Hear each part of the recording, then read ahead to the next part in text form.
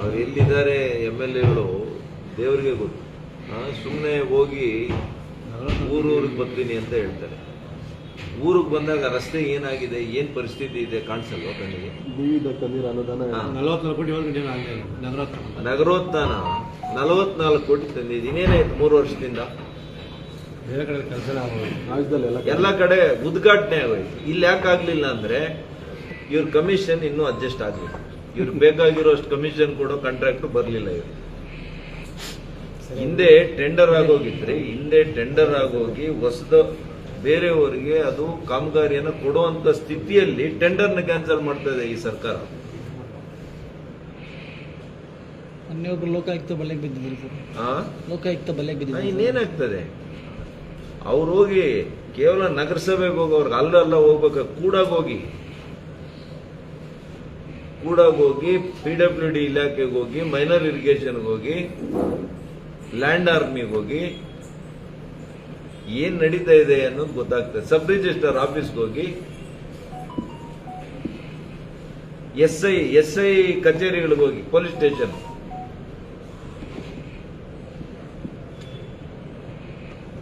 ಏನ್ ಮಾಡ್ತೀರಿ? ಇಂಥ ದರಿದ್ರ ಸರ್ಕಾರ ಬಂದು ರಾಜ್ಯದಲ್ಲಿ ಜನಕ್ಕೆ ದರಿದ್ರ ಬಂದಿದೆ. ನೆನೆ ಒಬ್ರು ಹೇಳ್ತಾ ಇದ್ರು, ನಾನು ಹೇಳ್ಬಾರ್ದು, ಒಬ್ರು ಅಧಿಕಾರಿ, ಸರ್ ನೇಪಾಳಲ್ಲಿ ಆಗ್ತಾ ಇರ್ತಕ್ಕಂಥ ಸ್ಥಿತಿ ಕರ್ನಾಟಕದಲ್ಲಿ ಬರುತ್ತಾ ಅಂತ ನಮ್ಗೆ ಹೆದರಿಕೆ ಆಗಿದೆ, ನಮ್ಗೆ ಅಷ್ಟು ಪೊಲೀಸ್ನವ್ರಿಗೆ ಬೇಜಾರಾಗಿದೆ ಅಂತ ಪೊಲೀಸ್ ಅಧಿಕಾರಿ, ನಾನು ಹೆಸರು ಹೇಳಕ್ಕಾಗ, ನಮ್ಮ ಮನೆಯಲ್ಲಿರೋ ಬಂಗಾರನ ಒತ್ತೆ ಇಟ್ಟು ನಮ್ಮ ಪೋಸ್ಟಿಂಗ್ಗೆ ದುಡ್ಡು ಕೊಡುವಂತ ಪರಿಸ್ಥಿತಿ ಬಂದಿದೆ ಅಂತ ಪೊಲೀಸ್ ಅಧಿಕಾರಿ ಹೇಳ್ತಾರೆ. ಇಂಥ ಲಜ್ಜೆಗೆಟ್ಟ ಸರ್ಕಾರ, ಇವ್ರ ಮಾನ ಮರ್ಯಾದೆ ಇದೆಯಾ? 40% ಅಂತೆ ಬಿಜೆಪಿ ಸರ್ಕಾರದಲ್ಲಿ. ಸಾಬೀತ್ ಮಾಡ್ರಿ. 2.5 ವರ್ಷ ಆಯ್ತು, ಏನ್ ಮಾಡ್ತಾ ಇದ್ದೀರಿ?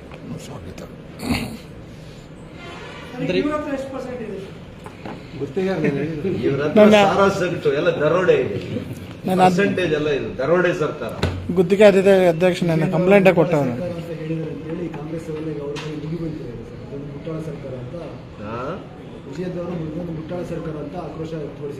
ಇವ್ರು ನೋಡ್ರಿ, ಮುಟ್ಟಾಳ ಸರ್ಕಾರ ಅಲ್ರಿ, ಇವರು ದರೋಡೆ ಮಾಡೋ ಸರ್ಕಾರ, ಇದು ಲೂಟಿಕೋರರ ಸರ್ಕಾರ.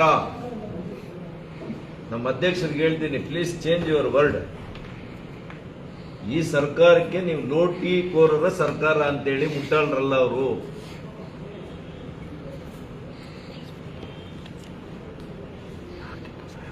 ಬಹಳ ಅನ್ಯಾಯ ಮಾಡ್ತಾ ಇದ್ದಾರೆ ರೈತರು, ಅಧಿಕಾರಿಗಳು. ಸಣ್ಣ ಅಧಿಕಾರಿಗಳ ಹತ್ರನೂ ಕೂಡ ಲಂಚ ರೀ.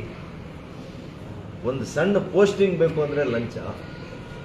ಒಂದು ಸಣ್ಣ ಕೆಲಸ ರೈತ ಹೋಗಿ ಒಂದು ತಹಶೀಲ್ದಾರ್ ಆಫೀಸಲ್ಲಿ ಯಾವುದೇ ಒಂದು ಕಾಗದ ಬೇಕು ಅಂತಂದ್ರೆ ಅದಕ್ಕೆ ಲಂಚ. ಇನ್ನು ಕೆಲವು ಕಡೆ ರೆಕಾರ್ಡ್ಗಳನ್ನು ಅವರೇ ಬಚ್ಚಿಟ್ಬಿಡೋದು ರೆಕಾರ್ಡ್ ರೂಮ್ನಲ್ಲಿ. ಅವರಂತೂ ದೊಡ್ಡ ದೊಡ್ಡ ಭಾಷಣನೇ ಮಾಡ್ತಾರೆ ಕಂದಾಯ ಸಚಿವರು. ಏನಾಗ್ತಾ ಇದೆ ಕಂದಾಯ ಇಲಾಖೆಗಳಲ್ಲಿ ಬಂದು ನೋಡ್ತಾ ಇಲ್ಲ. ಏನು ಹೊಸ ನೀತಿ ತಂದ್ರಿ ನೀವು? ಇಷ್ಟು ಹೇಳ್ತೀರಲ್ಲ, ಸಬ್ ರಿಜಿಸ್ಟ್ರಾರ್ ಆಫೀಸಲ್ಲಿ ಕಡಿಮೆ ಇದೆಯಾ? ಲಂಚದ ಅವಳಿ ಕಡಿಮೆ ಇದೆಯಾ ಹೇಳಿ? ತಹಶೀಲ್ದಾರ್ ಕಚೇರಿಯಲ್ಲಿ ಏನಾದರೂ ಕಡಿಮೆ ಮಾಡಿದ್ದೀರಾ? ಎಸಿಗೆ ಹಣ ಕೊಡ್ದಿರೋ ಒಂದು ಆರ್ಡರ್ ಆಗೋದಿಲ್ಲ. ಹಣ ಕೊಟ್ರೆ PTCL ನ ಪರ ಆದ್ರೂ ಮಾಡ್ತಾನೆ, ಇಲ್ಲ ಅವನು ಹಣ ಕೊಡದೆ ಇದ್ರೆ ವಿರುದ್ಧ ಮಾಡ್ತಾನೆ.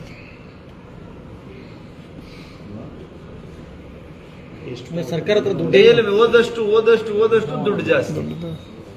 ಯಾವ ಇಲಾಖೆ ಹೇಳಿ ಇಂಥ ಇಲಾಖೆ ನಾವು ಬಿಟ್ಟಿದ್ದೀವಿ? ಯಾವುದು ಬಿಟ್ಟಿದ್ದೀವಿ? ಸರ್, ಈಗ ನೆಕ್ಸ್ಟ್ ಮಂತ್ ವರ್ಗಾವಣೆ ಇದೆಯಲ್ಲ ಸರ್, ಪೊಲೀಸರು ಇದು ವರ್ಗಾವಣೆಗಳಿದೆ, ಅದರಲ್ಲಿ ಏನಾದರೂ ಗೋಲ್ಮಾಲ್ ಆಗ್ತಿದೆಯಾ? ಈಗ ನೋಡ್ರಿ, ಬಿಹಾರ್ ರಾಜ್ಯಕ್ಕೆ ಇವರು ಸುಮಾರು 2,000 ಕೋಟಿ ಕೊಡ್ಬೇಕಂತೆ ಕಲೆಕ್ಟ್ ಮಾಡಿ ಕಾಂಗ್ರೆಸ್. ಅದಕ್ಕೆ ಕೆಲವರಿಗೆ ಫ್ರೀ ಆಗಿ ಬಿಟ್ಬಿಟ್ಟವ್ರೆ, ಅವ್ರವ್ರ ಜವಾಬ್ದಾರಿ ಕೊಟ್ಬಿಟ್ಟವ್ರೆ. ನೋಡಪ್ಪ, ನೀನು 500 ಕೋಟಿ ನೀನು ಕಲೆಕ್ಟ್ ಮಾಡ್ಕೊಡ್ಬೇಕು. ನಿಂದು 2 ಇಲಾಖೆ, ದೊಡ್ಡ ಇಲಾಖೆ, ನೀನು 1,000 ಕೋಟಿ ಕೊಡ್ಬೇಕು, ನೀನು 200 ಕೋಟಿ ಕೊಡ್ಬೇಕು. ಹಿಂಗೆ 2,000 ಕೋಟಿ ಬಿಹಾರಕ್ಕೆ ಕೊಡ್ಬೇಕಂತ ಇವರು. ಮೈ ಇನ್ಫಾರ್ಮೇಶನ್. ಅದಕ್ಕೆ ಜನಗಳ ಹತ್ರ ದುಡ್ಡು ವಸೂಲಿ ಮಾಡ್ತಾರೆ ಸರ್. ಗ್ಯಾರಂಟಿ ನ್ಯೂಸ್, ಸುದ್ದಿ ಖಚಿತ, ನ್ಯಾಯ ನಿಶ್ಚಿತ.